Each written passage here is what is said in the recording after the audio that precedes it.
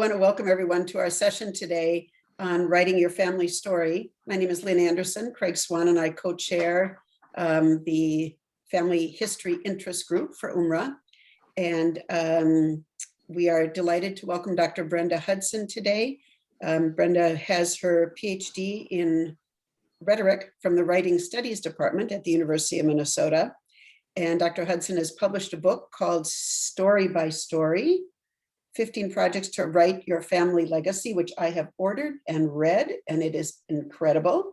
Also gave 2 copies to my daughters so they can start writing, but we're really delighted that you're here today. We are recording the session, and so if you would please keep your microphone on mute. There will be an opportunity to ask questions or engage in chat, and you can do that at the bottom of your screen.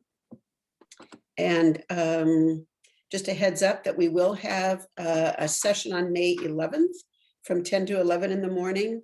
And that will be a general discussion like we did last May, Q&A, whatever topics you want to bring up, and also ideas about topics for next year.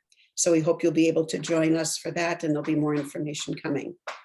So without further ado, welcome Dr. Hudson, and thank you very much for presenting today. Thank you so much for having me. Thank you, Lynn and Craig and everyone who's here and who may be watching later. So I'm really excited to be here. I love finding out about people who are writing their family stories and offering some ways that might be a little bit, well, new ways of looking at how to write your family stories. So just a little heads up, you may have already seen this on the program description, but we're going to be doing a little bit of writing together, very short bursts. So just a heads up that that's coming up later. So I approach, as Lynn said, my book is called Story by Story, 15 Projects to Write Your Family Legacy. And so my approach to writing family stories, I call them story projects. And I'll explain what that is and why you would use this kind of method.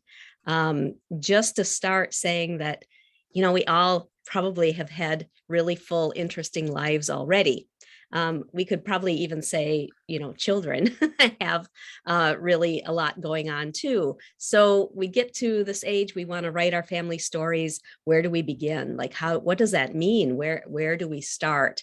So story projects are my way in to writing, getting some of your stories down.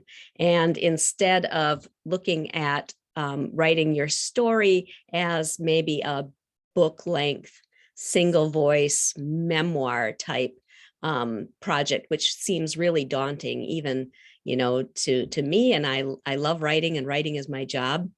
But instead, how can we approach writing our family stories in maybe smaller bite-sized pieces? And then also, how can we involve others so in our story writing, so that maybe we have more than just one voice?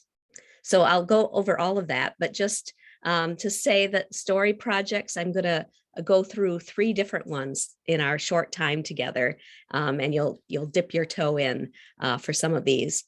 They provide guidance and structure. So instead of just coming to the page or the screen blank and being expected to write your story, these story projects give you very specific ways in and structure. So you'll see what that means in just a bit. Also, the different kinds of story projects, they result in different kinds of stories. Again, just bear with me, you'll see what I mean. So you can cover a lot of ground using different kinds of story projects, and you're not bored writing about your stories, and your collection of stories in the end will have a lot of different kinds of stories. So in that way, they can be used over and over. You could use a single story project many times, and it'll look different, but it can be used over and over. Or you can use a mix match of different types of story projects. It's kind of up to you how you want to use them. This is a really important aspect of story projects, or the way that I teach family story writing, is that you tell your stories, but you tell them one at a time.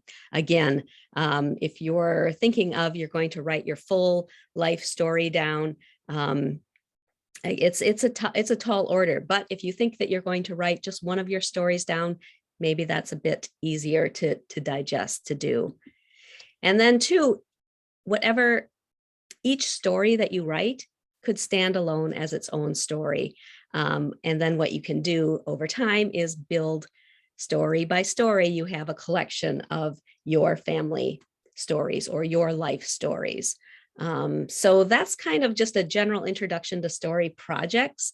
Next, before we jump into our first story project, where you're going to practice it a little bit, as well as learn what it is, I want to just offer some tips, some general tips and encouragement on writing. Now, I know a lot of you probably are seasoned writers. You maybe even have a lot of your family stories down or your life history down. Nevertheless, hopefully this will also be a good reminder for you. So I just like to say, especially for people who might be a little bit intimidated by writing, just to be encouraging, to say that we're used to telling stories. Sometimes we get hung up on the idea of writing. Maybe that comes to mind, you know, the previous school teachers where they're critiquing your writing in a certain way, but we're used to telling stories. Think about, you know, meeting your friends these days, maybe by Zoom or, you know, hopefully also in person, and we tell stories all the time. So we're going to tap into how we tell those kinds of stories in our family story writing here. One trick that I like to use is that I imagine I'm talking to a supportive, loving relative. So bear in mind who your audience is. It's not your former English teacher who's, you know, quite strict about grammar. It's your current and future generations, maybe, who really do want to hear your stories. So tapping into that, and then actually imagining that you're speaking to them directly, can help you get past any writer's block. I also really advocate for writing for short bursts of time rather than setting aside, you know, thinking that you have to have hours at a time to write. I mean, that's fantastic if you do, but you might be surprised how much you can get down if you tell yourself, I'm going to write for 15 minutes. So short bursts of time are great. I also encourage you to set a timer, knowing that you're up against the clock, especially if you are using short bursts of time. There's something about having that structure, knowing that in 15 minutes, the timer is going to go, so I'm not going to waste this time. That's not to say you have to stop your writing at 15 minutes when the timer goes off.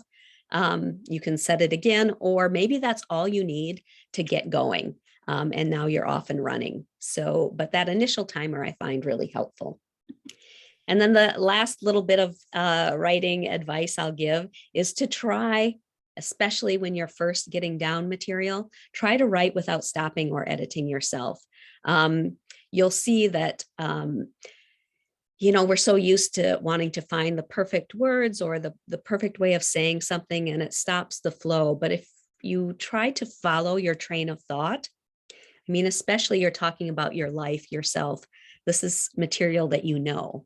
So if you take away the critic and just tap into your train of thought as you go, this is where I find the really surprising, alive kind of writing comes out. So we'll practice this in a bit. And maybe some of you are already doing this. That's great. Maybe you've been writing for a long time. You haven't tried some of these. Maybe you will try them and see how that affects your writing. So the first story project I want to give you is something called Springboards. And what are springboards? They're simply a question or a statement prompt. Do you remember earlier I was saying it's hard to come to the blank page or blank screen and then just be expected to go forth and write your stories. So a springboard is really helpful as a way to dive into your writing. So how and why would you use a springboard? I use it to get myself started as either a warm-up that I don't even use as a story, or if I'm writing about a particular part of my life or a particular story, I just use a little bit of a prompt to get me started. That way it helps focus your writing. So you have this, this prompt that gets you going, and you're going to focus on this particular area that you have identified. And then I like to think, so what kinds of stories do you want to tell? Springboards can be helpful. If you make a list, really, like this is a great place to start. A list of, those stories or aspects of your life that you are interested in telling. So keep a list of what those stories are, and you could give them a little title, a springboard title. I'm going to give you some examples in just a second. So you have this list of springboards of aspects of your life that are of interest to you, that you want to tell, or your families. And then when you have 15 minutes, you can go to that list of springboards and start writing and see what happens. Also, this is really helpful when you have kind of a meaty story or maybe a complicated aspect of your life that you want to tell. You can break that bigger event or part of your life down into multiple springboards and start connecting the dots. Your springboards can be open-ended or very specific. So it's up to you how you want to do that. And you'll see what I mean here when in the next slide, I'm going to give you some examples of springboards that are fun to use that you might want to try. So like I said, consider creating your own list of springboards specific to, how you want to write your family stories. So one is really great, just I remember. You can see it's very open-ended, and it's really fun to see where your mind takes you. And then the flip side of that coin is I don't remember. What I wish I knew about. So you could just leave that open-ended, or if there was something in particular about your life or your family's side that you weren't sure about, that you would like to know more about, you can kind of brainstorm with just a short write about that. What I want my future generations to know. So this could be a short piece, or long, I guess I shouldn't say, of what what are your intentions for your future generations? What would you like them to know about yourself, where you came from? Again, when I was in school, you can break this down as specific as you like. So this is when I'm going to suggest that we try a little springboard action. So I'm going to give you 3 short, really short. We're going to just write for about 90 seconds each of 3 prompts. I'm going to give you them one at a time. I'll keep track of time, so you don't worry about that. And I'm really going to encourage you to try to write without editing or stopping yourself. Just see where your mind takes you. And even if it gets what feels like off track, even in 90 seconds, like, wait, this doesn't pertain to something I remember, just keep going with it. Don't worry about it. Just follow that train of thought. So let's make sure that this works. Good. Okay. So one at a time. 90 seconds each. I'll let you know when you just have a few seconds left, and then I'll reveal the next one, and you'll see each of the prompts up on the screen in case you miss it or get lost. Okay, so ready for the first one, which is I remember. I remember for 90 seconds.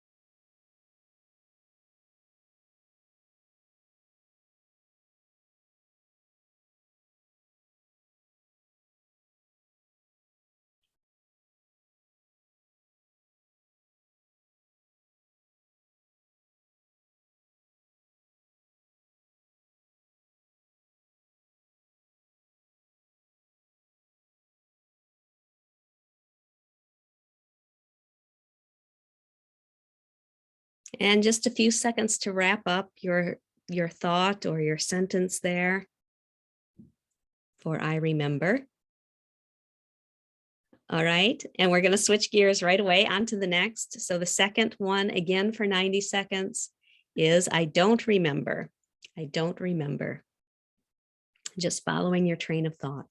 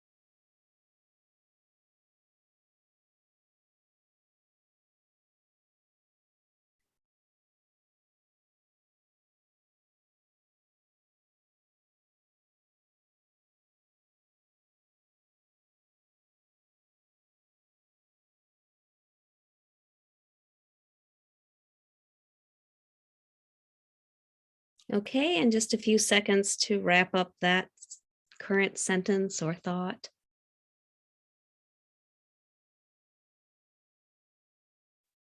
All right, you're in the home stretch now. The third and final prompt.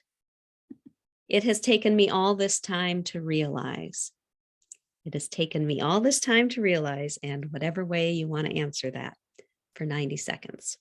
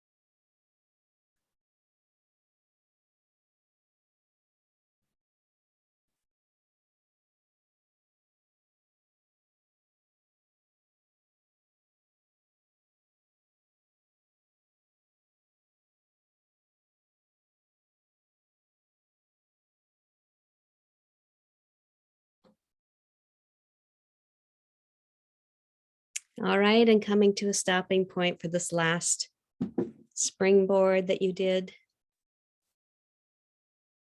And honestly, I would love the rest of this session to hear all about the stories that, that come up. It's always so interesting. But hopefully you were able to just try writing without stopping or editing yourself. Before we leave springboards, I do want to offer you one other writing tip, and this is maybe something you haven't typically done.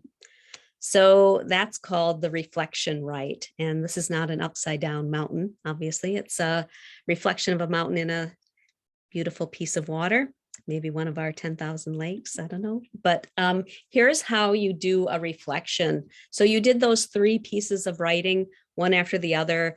You can do it after a batch of writing, or you could do it right after you have written a piece of writing. So all it is you quickly skim what you've written. So we're used to doing the writing, right? I feel like this reflection piece is what is often left out, but is often also where some really good information comes out. So as you're skimming, quickly reading what you've written, you could underline or highlight words or phrases, or if you're using the computer, highlight with that function or using the comments. Any words or phrases that catch your attention for whatever reason. Sometimes there's a word that just jumps out at you and you can be curious about where did that word come from? Or maybe you're thinking, oh, I really like how this sounds, this phrase. So you're just highlighting, you're kind of being curious about your own writing. As you're reading too, if any questions or comments come to mind, jot those down, like, maybe, oh, I need to explore this aspect of the story a bit more. You can just jot that down in the margins or in a comment bubble. And then after you've read, so for instance, in what we've just done, you would read one after the other of your 3 responses. And then at the very end, when you've gone through all 3, give yourself a couple of sentences or some bullet points at the end. Just as I read this, I'm aware of, or I notice, I'm surprised by. You're just kind of giving yourself a little bit of feedback. You also might notice there are certain themes coming out in your writing, things that, you should pay attention to. And what I do too, if I'm doing this by hand, I'll try to do the reflection in a different color ink. Sometimes that helps. And again, if you're at the stage of your family or life story writing where you're starting to just generate a lot of initial content, stories, this can really help, like determine your direction or finding out where maybe you need more information or more research, or maybe I need to talk to other people. This is where the reflection really comes in. And sometimes you're surprised by what you've even just written. Like when you're writing, I feel like you're maybe, you're in writer mode. And sometimes we just write and then it's done. And we don't process necessarily what we've written. But when we do this quick reflection, we may have other ideas immediately, or, just understanding what we've written a bit more and how that might play out in our family story collection. I hope that makes sense, and we'll have time for questions too coming up. So the second story project I want to talk about is called Stepping Stones. And I don't know if you've maybe heard this term. It was coined by a psychotherapist, I think in the 70s, Dr. Ira Progoff, who used journaling for awareness, self-development, and even healing. But he called it the significant points of movement along the road of an individual's life. So that kind of, even like the fork in the road, or where things happened, where your life really changed. So the next slide I'm going to give you is some helpful criteria for thinking about your life. What are your life stepping stones, and how would you maybe figure that out? So a couple questions that I like to ask myself is, did this event or realization irrevocably change my life? So did my life take a different track or a path as a result of this? And these stepping stones can be events, things, monumental occasions that change your life. But they can also be these more interior, quiet, but seismic shift moments, things that just things that you have come to be aware of that change your life. So events could be, I'm going to give you some examples in the next slide. But the second question I have is, this event or realization still shaping my life as I'm living it today? So usually at this point, people I talk to, some potential stepping stones automatically pop into their minds. So maybe you already have some ideas of potential stepping stones in your life. But I want to give you a couple of examples. I always give everyone the first one, like this is a freebie. Your first one is that you were born. Something, this could be an event kind of stepping stone. If your family moved from one place to another, since we're at the University of Minnesota, I chose to study where maybe that really did inform the rest of your life. Sometimes life has tragedy in it. That could be one of your stepping stones, or how your family grew or changed or evolved. And then again, that I realized that kind of stepping stone. I realized that life is short, or, I realized I had one a participant who became an author, and one of her stepping stones was when she learned to read. Like, she remembered the moment that she learned to read, and then from then on, of course, reading and writing were a huge part of her life. So you can see how it can be, maybe like I said, an event or a realization. So just in terms of stepping stones, I'm just going to have you pause for a moment, and can you think of one or more of your own stepping stones besides you were born? Do any come to mind? And I'm really just going to pause for a moment, and you can jot that down. And then I'm going to talk about how you might use stepping stones in your own writing about your life, about your family's life. So hopefully that wasn't too hard of a task, that at least one maybe came to mind. So how would you use this concept of stepping stones in your writing? So I always suggest that people try and come up with a list of 12, either for yourself, your own personal stepping stones, or you could look at it on a family level. Like, for your family, what were your family's stepping stones? And family, like your immediate family, or you could even, your ancestral family, however you want to look at it. There's a lot of leeway into how you do it. And there's no magic about the number 12, but it is just something to aim for. So I have seen people come up with loads of stepping stones, and some people struggle to come up with, maybe 8 or so, but aim for 12, see what happens.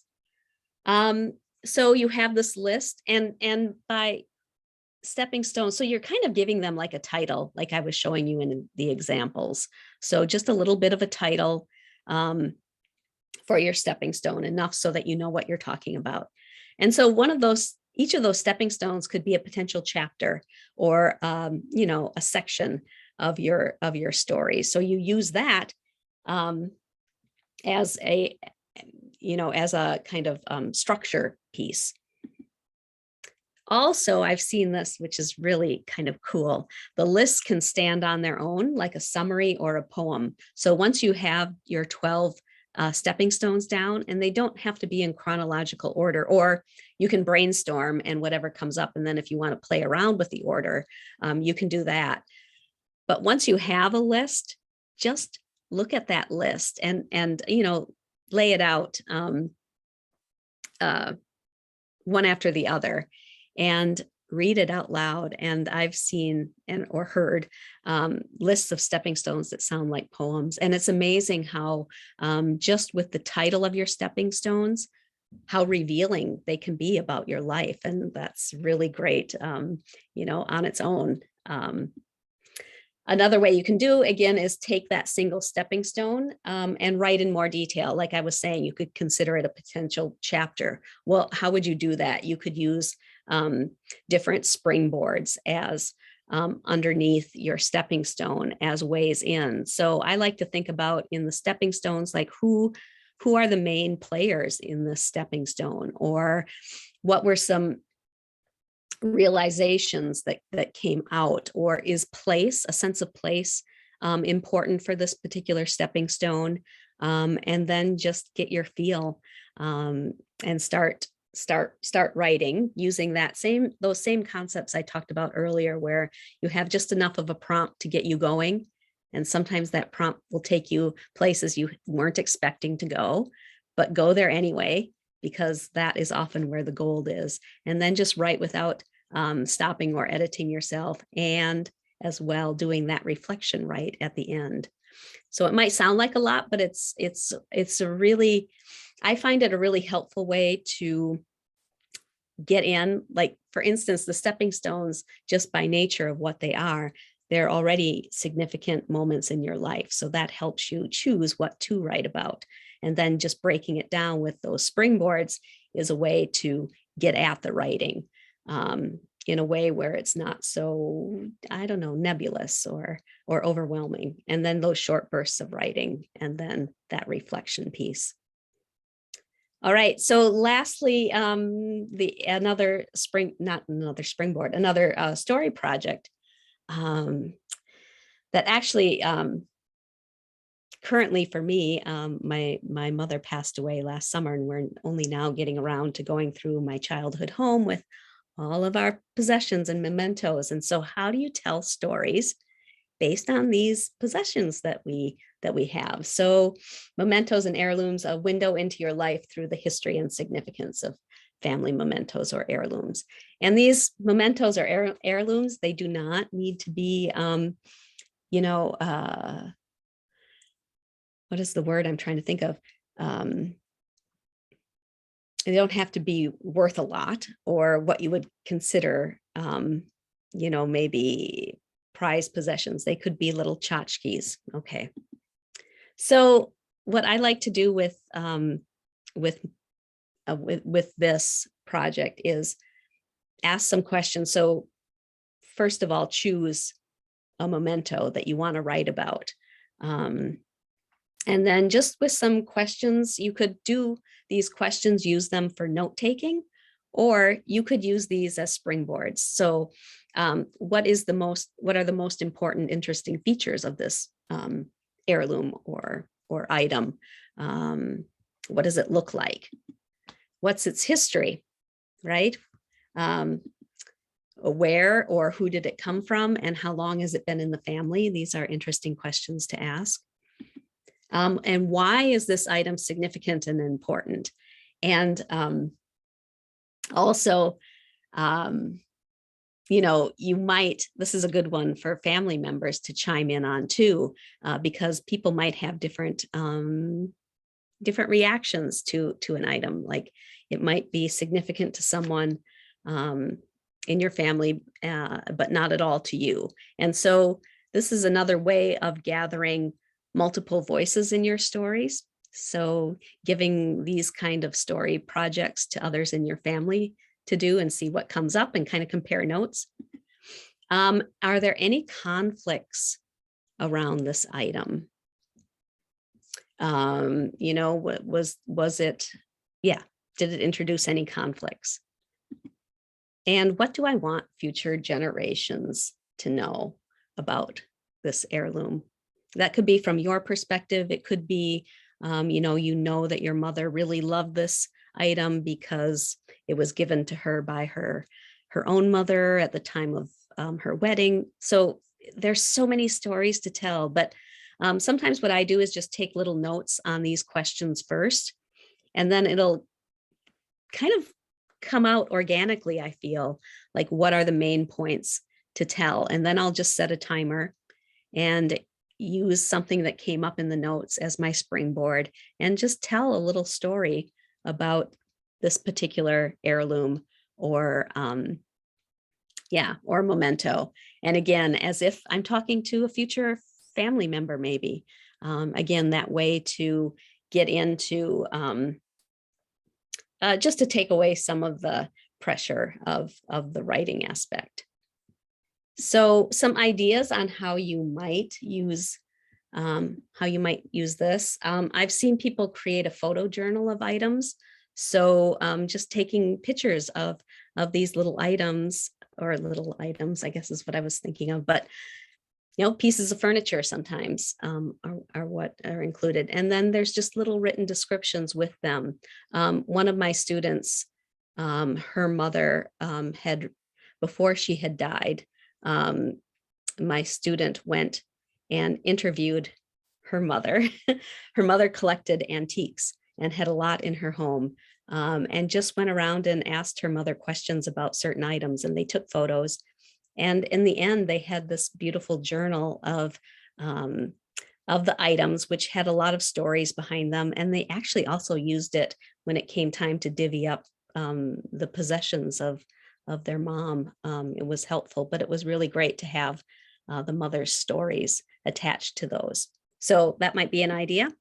I also love this for involving children in the family, especially even like currently young children. Ask them to pick out one of their prized possessions and interview them and ask, ask them some of the questions. Why is this important to you? And or the kids, depending on how old they are, they could write their own little story. But again, just letting them know, just, one sentence, a prompt for them and seeing what comes up. It's really sweet.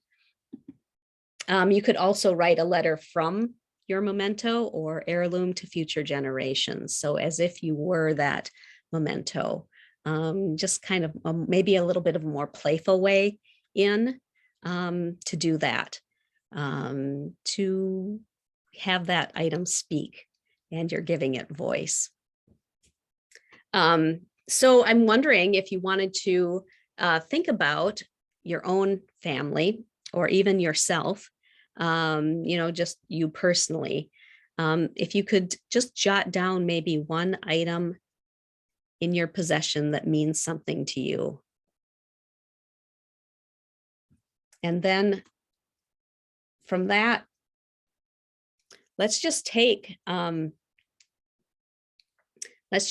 couple of minutes and you could write about, what is its most important feature or what is its history. So one of those prompts, what is its most important or interesting features, or what history is it? Or if you wanted to write, just start a letter from that item.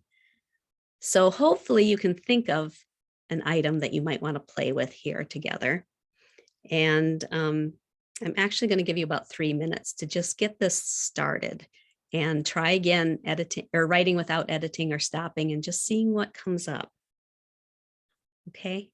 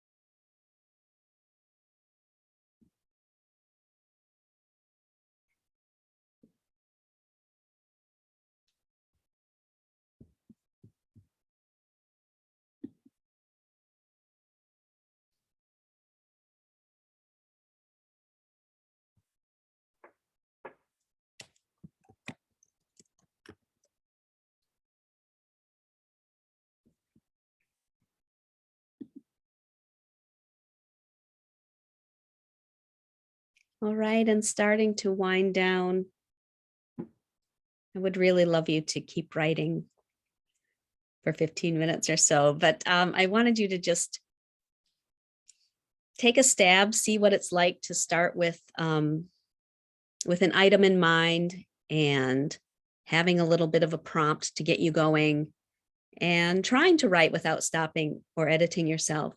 And there's one more thing I want to do before we kind of wrap it up and we do questions. And that is that reflection write component I mentioned earlier. So either, I know this was the shortest write, just 3 minutes to try and start on your memento. But so either with what you've just written, or if you want to go back to those 3 springboards at the top of our time together, I want you to just really quickly skim what you've written. And as you're skimming, if there's any words or phrases that jump out at you, just kind of highlight them, circle them, whatever. And if there's any thoughts or questions as you're reading too, jot those down. And at the very end, either at the end of those 3 questions or at the end of your 3-minute write, what you've just done now, just if there's any summary or overall questions or anything that you noticed or were surprised by, just jot that down in a sentence or a bullet point or 2. So I'm going to give you a few moments to do that. Yeah, so just quickly skim, jot down notes, highlight.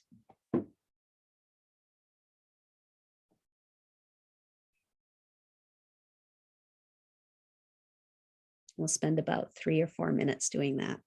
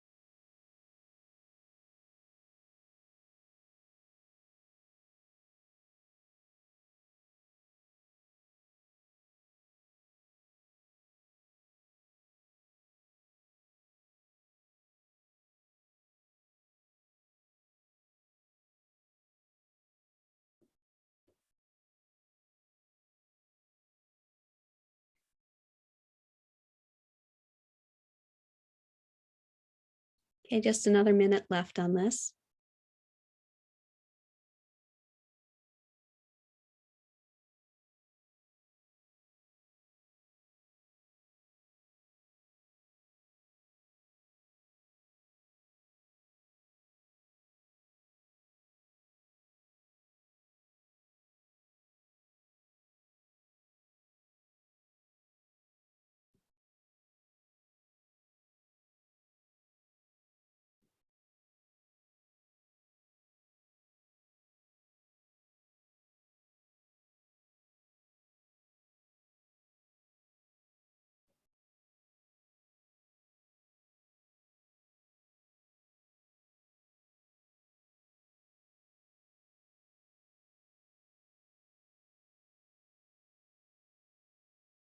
All right, and starting to wind down, coming to a stopping point.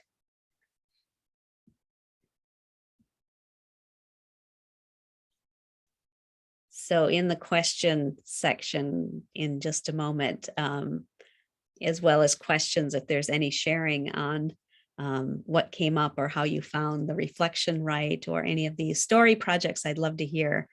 But I just want to kind of wrap it up by saying to be encouraging, although I think I'm preaching to the choir here as a family history interest group, that each story project, each 15, 30 minutes, whatever you use, is a gift, to yourself, to current and future generations. So get those stories down. And hopefully these techniques or strategies can help you do that. And then I just have two public service announcements, and then I'll throw it back to you, Lynn, with questions and sharing. Just to say that this summer, I'm leading an in-person writing retreat on Madeline Island in Lake Superior, Madeline Island School of the Arts, with a genealogist, Amy Bowser-Tennant. So we're doing advancing your family tree and writing your stories. I do have a handout that I think you guys will receive with all the information on the story projects, as well as if you're interested in this or want more information, as well as how to stay in touch with me. I have a free monthly newsletter that I give you different kinds of writing prompts that you can sign up for on voicedlife.com. And my email, always love to hear from you. If you have any questions or want to share any victories with your family story writing, Brenda@voicedlife.com. And then I also have a book that Lynn mentioned. Thank you, Lynn. And there's a 10% off if you order from my website with the code family and free shipping. So with that, I'm going to stop sharing my screen. And if I can find my cursor. Does it sometimes disappear on you guys too? It does. It's very annoying. It's okay. Oh. Okay. Is it gone now? I'm still seeing it. Strange. Just can you close the file? Oh, no. Here we go. There we go. Sorry. Okay. That was always the most challenging part of the presentation for me. Well, thank you very much, Brenda, for a really very interesting talk and providing a structure to help people think about things. I might also mention that I have signed up for Brenda's emails, and the very first one I'm going to share with my sisters to see if we can get some things going here. Now's the time for questions, and it may be easiest if people just want to unmute themselves and speak up. But let me ask a first question, Brenda. What if you think your life has been pretty ordinary? Oh. I mean, how do you get motivated to write about things? I mean, there's certainly been, you think about turning points. I guess there've been those in my life, although you look back and it was the path you followed. It's sort of, yeah. But how do you get over the ordinariness of life? What a great question. I've never had that one before. That's awesome. First of all, I would say I don't believe you, but I understand. I would start with stepping stones, really, or just really give yourself a couple of simple springboards of things about your life that you think about, or that you might want someone to just know about. I mean, think of the times we're living in right now, historical, monumental, even, in the ordinariness of what that means in day-to-day life. You can just take 15 minutes and something about your life, use that as a springboard and just tell that simple story. And okay, it might not be the most earth-shattering, but think about your own, like your ancestors. wouldn't it be amazing to have in their own words, just a description of certain things from their lives? So it's not always for us. Although I do think looking at our stories and kind of curating them by, what we choose to write about and what we consider our most monumental aspects of life, they can lead to, self-awareness, deeper self-awareness, and, that reflecting on our lives, I think, is really important. And I think too, everything that the entertainment industry, everything's very dramatic, and I think there's this real beauty in ordinariness, I guess is what I would say. And to trust the process, just take a few things, dip your toe in and see what comes up. And I think the last thing I'll say about that is, if we write from the heart, like we write with truth about how we feel about our lives and what has happened, that there's an authenticity that makes it interesting just out of the gate. Does that answer your question? Well, it's reassuring, and I appreciate that. Thank you. Do others have questions or comments? Lynn had her hand up first. Brenda, yeah. Brenda, thank you very much for your presentation. Really, really very, very good and helpful. Couple of comments. One of my great aunts wrote a letter to her great nephew that was to be opened when he was 50 years old, and it went to a local bank to, be in safe deposit until then. And it was just a letter about her everyday life. Craig, kind of answered your question. And I wish I knew what my great-grandparents' everyday life was like. Did they really walk the cows down to the local park? So I think that's helpful. And the other thing I wanted to mention is that I've put written labels on the back of pictures or tucked in items also, so that if someone takes a picture off of the wall, they know what it is, where I got it, what the significance is. So that otherwise people will just go through and go, Yeah, that's such a great thing. There's so many things to mention. I'm glad you mentioned that. And be sure also when you're writing to put the date down that you wrote, including the year. But yes, with the photos, that's really great that you've done that. Thank you. Or paintings too. I mean, I have some things that I think are worth, some Olympic posters from Munich that I think are worth, around $600. And I'd hate for somebody to trash it when they could sell it. Right? Wow. Cool. Anyone else? Questions? Yes, Joe? Yes, I have a comment for you, Brenda. Okay. I want to just thank you so much because this last thing you talked about with mementos and heirlooms, I have some wonderful things from my mother's family, including a spinning wheel that was made for her parents' wedding gift in 1888. And it never occurred to me to write a story about that, but how meaningful for the rest of my children and grandchildren to understand how important that piece was in the family. I can remember my mother's stories about it. And I just want to thank you so much. It just never occurred to me that I could create, and I have other things like that I could just create even a book of stories about these. I have quilts, wonderful things from this family. And I just am so grateful to you because I really can write a whole series of stories, and people will want to keep these things because it will mean something. And thank you so much. Thank you. I'm so glad. Thank you for sharing the story about the spinning wheel. And yes, this is the thing about the story project technique, is just like these different ways into our stories that we might not, first, that we might not think about, and then second, that make the writing easier.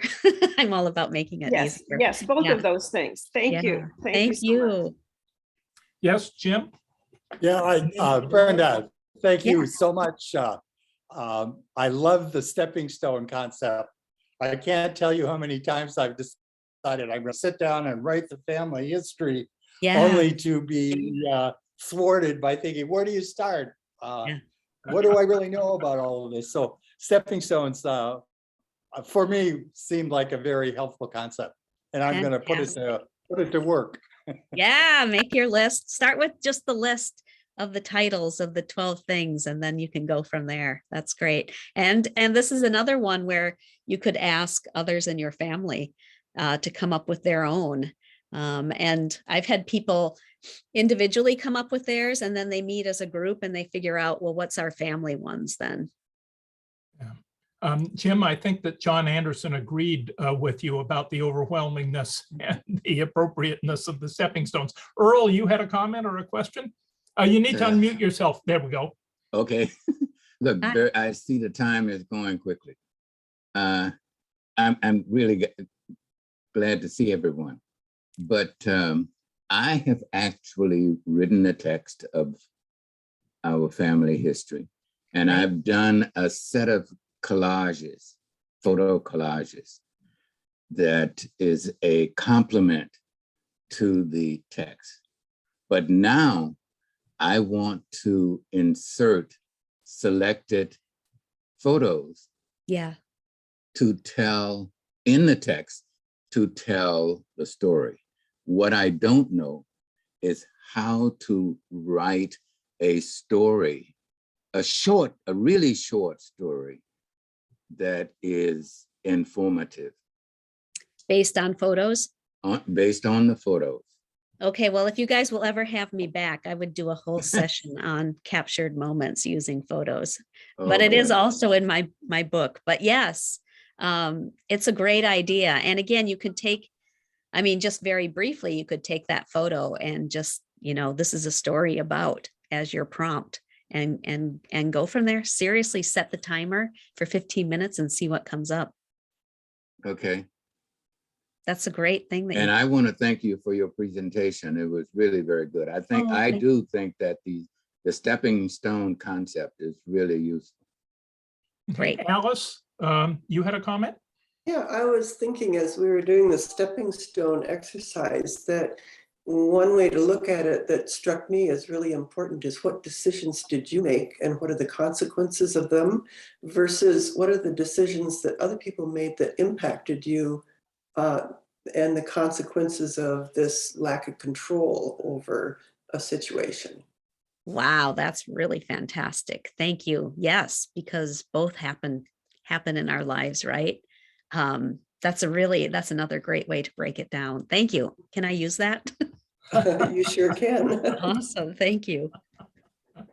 Other questions or comments? Oh, Will? So the stepping stones is sort of events in your life. How do you deal with sort of big themes? I mean, what is it that drives me? What do I think is important? That's sort of more theoretical kind of a thing.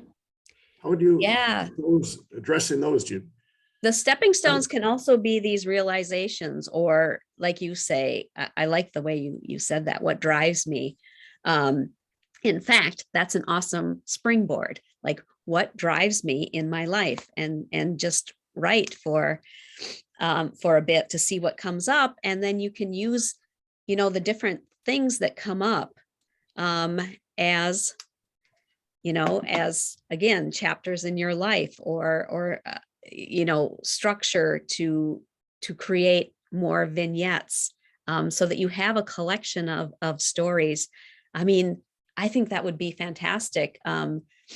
Just like taking that as a springboard, what has driven me or what continues to drive me in life. And then the things that come out of that initial write, you write about individually, and that could be its own little collection of stories that would be so powerful. But I would just say the stepping stones could work as your, like, what are some of your, instead of thinking of them as events, but what are, philosophically, what are some of the beliefs that I hold to be true? Or so what I've done so far is write the stories about how I got involved in the University YMCA and that sort of thing. And then at the end, sort of have a punchline. Yeah. So the individual chapters have punchlines. And also this is where the reflection really comes in. So you write kind of what happened, and then you do the reflection right. And often that reflection right can lead to, oh, well, you know, the significance of this, or something that I never thought of was, and that could be your punchline. But I love that you're already doing that. That's great. Thanks. Yeah. Janet, my wife, has a question for you. Sure. I've done a lot of this. I've sort of come to a lot of the organizational principles you talk about, but mostly in my head. Yes. And I haven't written much down, but one of the things I come to frequently is people who have been important in my life, most of whom there's nobody else alive who remembers them, or maybe just my sister. You didn't really address the idea about writing about particular people. And one of the things that comes up when I think about it is, are there things you should write down that aren't really positive? Or is it, you know, if other people in the future are going to read about this, is it better to just leave that sort of thing out? I don't really have a formative question, but No, I think that is a great question. How do you tell the truth? Or, you know, what do you leave in? What do you leave out, really? And I guess I would say, you know, you write from the heart, like, and also, so if you are writing about somebody who maybe was a bit prickly, you can be truthful. And also the other line that I like to use is, you know, just owning that this is your own perspective on that person. So, you know, it used to bother me when Aunt Martha did X, or, you know, giving an example. But, you know, I think adding those less flattering pieces, it's truthful and authentic. And then, you know, you don't have to spill all the secrets, or maybe, you know, I guess you get to choose. The other thing I would say is write it down first, follow your train of thoughts, don't stop, don't edit yourself, see what comes out. And then from there, you can always decide what to remove. You might be surprised that it feels really negative and awful in your head, but when you write it out, it's not. And with the context of everything else, it might not seem as negative. that's an interesting point of view. Thank you.